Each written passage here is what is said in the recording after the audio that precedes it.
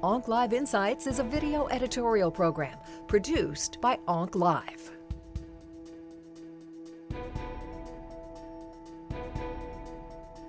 One of the important things about follicular lymphoma is really trying to predict the clinical behavior that the patient's going to demonstrate at time zero. And certainly understanding the pathology is a very important component of that.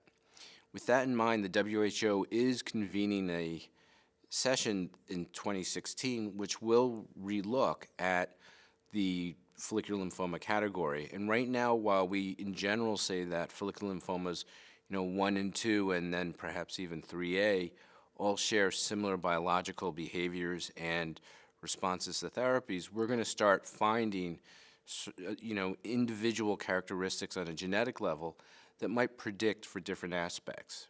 And so the hope is that one day, you will have a pathological diagnosis of follicular lymphoma, but with that you will get sort of a subclassification, A, B, or C, which will tell you who are these patients that are going to do extremely well versus those patients who are not. And when you're dealing with a disease like follicular lymphoma, it really becomes important to identify who are those, if they're young, you want to do something major like an allogeneic transplant versus someone who you might be able to get them for years and years and years with much more benign therapies.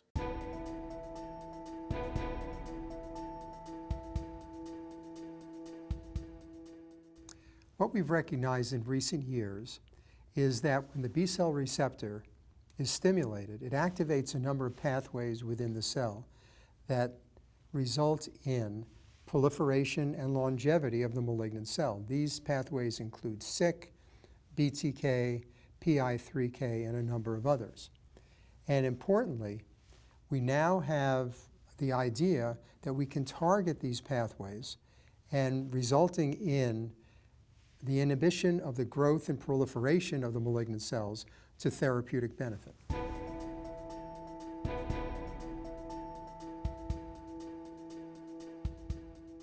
Follicular lymphoma is a very heterogeneous disease. While most of the patients has a very indolent course, there are a small number of patients who can have a very aggressive course. So in order to try to understand the heterogeneity of the biology, there has been a lot of studies, including a whole genome gene expression profiling of the lymphoma tissues. Interestingly, when you're looking at the gene expression profiles of the malignant B cells, there's actually no correlation of that with the prognosis.